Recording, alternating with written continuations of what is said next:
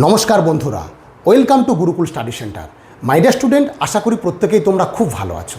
তো চলো, West Bengal Public Service কমিশনের জুনিয়র ইঞ্জিনিয়ার পরীক্ষা কি হবে এই নিয়ে কিন্তু তোমাদের কাছ থেকে একাধিক ফোন হোয়াটসঅ্যাপ কিন্তু আমি রেগুলারই পাচ্ছি। দেখো, প্রত্যেকটা ডিপার্টমেন্টে যখন নিয়োগ নিয়ে একটা তড়িঘড়ি চলছে ব্যবস্থা, সেক্ষেত্রে আমি পঞ্চায়েতের ভিডিও দিয়েছি, টিসিএল ডিসিএল দিয়েছি, কেএমসি কেএমডিএ, রাজ্য পুলিশ, আমাদের কলকাতা পুলিশ থেকে শুরু করে এবং সমস্ত পিএসসির বিভিন্ন পরীক্ষায় কিন্তু নিয়োগ নিয়ে কিন্তু যথেষ্ট একটা সোচ্চার হয়েছে এবং সেখানে কিন্তু বারবার বলা হচ্ছে স্বচ্ছতার সাথে রিক্রুটমেন্টটা হবে। তো সেক্ষেত্রে পিএসসির আগামী দিনে না রিক্রুটমেন্ট হওয়ার কোনো কিন্তু কারণ নেই। তো সেই রিক্রুটমেন্টের প্রসেস কী হবে, পদ্ধতি কী হবে, তার নিয়েই কিন্তু আজকের আমার এই ভিডিওটা। তো যদি কেউ নতুন হয়ে থাকো অবশ্যই বলবো আমাদের চ্যানেলটা সাবস্ক্রাইব করো। আমি যে বিষয়গুলো বলবো আশা করি তোমাদের অনেকটাই হেল্পফুল হবে। এখন প্রশ্ন হচ্ছে এক্সাম কবে হবে বা এক্সাম কি হবে। দেখো, এক্সাম তো অবশ্যই হবে, সেটা এবছর না হলেও কিন্তু 2027-এর প্রথমের দিকে এই পরীক্ষা কিন্তু হবেই হবে। এটা তোমাদের জেনে রেখো, কারণ প্রসেস যা বলছে, আমি আমার স্টুডেন্টরা আছে তোমরা জানো, প্রায় 100 জনের বেশি দেখা যাবে যদি সব কিছু নিয়ে আমি দেখি, 100 জনের উপরে স্টুডেন্ট কিন্তু আমাদের পিএসসিতে চাকরি করে। 100 জনের উপর স্টুডেন্ট। মাইডিয়ার স্টুডেন্ট, তুমি দেখো আমাদের ভিডিও দেখো, প্রায় এই রিসেন্ট আমি অন্তত মিনিমাম 47-48 জনের ভিডিও কিন্তু আমি প্রোভাইড করেছি, যারা কিন্তু পিএসসিতে ইলেকট্রিক্যাল, সিভিল, মেকানিক্যাল মিলে চাকরি পেয়েছে, তাদের ভিডিও। এখন প্রচুর স্টুডেন্ট কিন্তু এখনও আমাদের সেই ভিডিও কিন্তু প্রোভাইড করা হয়নি। তো বিষয়টা তোমাদের সামনে বলবো, এই যে চেয়ারম্যান সংক্রান্ত একটা ব্যাপার আছে, নিউ চেয়ারম্যান আসলেই কিন্তু তবেই ক্যালেন্ডার প্রকাশ হবে, ক্যালেন্ডার প্রকাশ হলেই কিন্তু এই ভ্যাকেন্সিগুলো আসতে থাকবে। তো তোমরা কিন্তু প্রস্তুতিটা বিশেষ করে নাও। তোমাদের সামনে যেটা মূল বক্তব্য, 5 বছর কিন্তু বয়সটা বেড়েছে। যারা বহু স্টুডেন্ট আছো তারা কিন্তু পিএসসিটাকে স্বপ্নের মতো দেখো। আমি বহু স্টুডেন্টকে জানি, তোমাদের ভিডিও অলরেডি প্রোভাইড হয়তো দিয়েছি, কোনো স্টুডেন্টের সাক্ষাৎকার দিয়েছি, সে বারবার বলতো যে স্যার আমি কোনো পরীক্ষা দেবো না, পিএসসি যদিন পরেই বেরোক আমি কিন্তু পিএসসির চাকরি। তো এরকম বহু স্টুডেন্ট আছো, সে সিনিয়র স্টুডেন্ট, তো হয়তো দেখবে সেই সিনিয়র স্টুডেন্টরাও কিন্তু প্রিপারেশানের মধ্যে আছো। আমাদের গুরুকুলে অনলাইন অফলাইন দুটো ব্যাচই আমরা শুরু করেছি, একটা বেসিক ব্যাচ, একটা মিডিয়াম ব্যাচ, একটা মডারেট ব্যাচ। তোমরা এই সব ব্যাচে কিন্তু ক্লাস তোমরা নিতে পারো। এবার সিলেবাস কি, দেখো পিএসসির একটা সিলেবাস কিন্তু প্রকাশ করে। এখন তোমরা অনেকেই আমাকে ফোন করছো যে স্যার ইউপিএসসি এবং এসএসসি রিলেটেড কি ওই ধরনের সিলেবাস প্রকাশিত হবে। দেখো, এটা না, তোমরা টেকনিক্যাল যে সিলেবাসটা আছে সেই সিলেবাসটা ধরেই আগাও। এখানে সেখানে প্রিপারেশান তোমরা প্রথমে ডেসক্রিপটিভ, তারপর কিন্তু অবজেক্টিভ নাও। আমরা কিন্তু সেইভাবে এখানে পড়াই, তাই অবশ্যই তোমরা সেইভাবে প্রিপারেশানটা নাও। আর পার্ট এ, পার্ট বি, অর্থাৎ প্রথমে একটা টেকনিক্যাল বা নন টেকনিক্যাল পার্ট হবে, তারপর পার্ট বি হবে টেকনিক্যাল। এরকম কি পরীক্ষার যে তোমরা ধাঁচ আমাকে বারবার বলছো যে এরকম স্যার কি আসতে পারে, দেখো সেটা নিয়ে এখনই বলা যাবে না।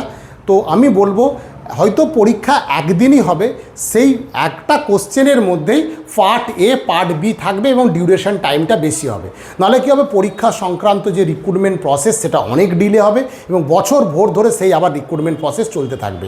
তাই বলবো তোমরা এই জিনিসগুলোকে একটু সরিয়ে রেখে প্রিপারেশানটাকে একদম তুঙ্গে নাও। কারণ তোমরা হয়তো অনেক বন্ধুই এখানে শুনছো বা অনেকের ফ্রেন্ড আছে, আশা করি তো আছেই অনেকের ফ্রেন্ড, যে গতবারে পিএসসিতে ভালো রিটেন স্কোর করেও কিন্তু চাকরি পায়নি। আর একটাই কারণ ছিল ইন্টারভিউ, সেখানে 100 নম্বরের কিন্তু ইন্টারভিউ ছিল। তো এবারে সে 100 নম্বরের ইন্টারভিউ হয়তো কমে একদম ন্যূনতম একটা মার্কস থাকবে বা ইন্টারভিউটাই উঠে যাচ্ছে।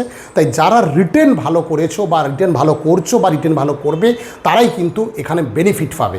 তো এখানে আমি মূল যে 3টে জিনিস বলবো তোমরা সেটা ফলো করো। অবশ্যই সবাইকে বলবো পিওআইকিউ, প্রিভিয়াস ইয়ার কোশ্চেন, যারা যেখান থেকে পারবে পিএসসির যত পরীক্ষা হয়েছে সব প্রিভিয়াস ইয়ার কোশ্চেনটা জোগাড় করো এবং সেই কোশ্চেন রিলেটেড যখন পড়াশোনা করবে সেখানে বেসিক কোশ্চেন, মিডিয়াম কোশ্চেন আর হার্ড কোশ্চেন 3টে আন্ডারলাইন করো। এবার তুমি দেখো হার্ড কোশ্চেনটা কোন সাবজেক্ট থেকে এসছে, তার ভিডিও কিন্তু আমরা সমস্ত সাবজেক্টের আলাদা করে প্রোভাইড করা আছে আমাদের গুরুকুলে, একটু গিয়ে তোমরা সেগুলো দেখো, পুরনো ভিডিও আছে। এবং মিডিয়াম কোশ্চেন তোমাকে দেখতে হবে, আমি বলবো সাবজেক্ট ওয়াইজ আলাদা খাতা তৈরি করো, সেখানে হার্ড আর মিডিয়াম কোশ্চেন চ্যাপ্টার ধরে কিছু করে লিখে রাখো।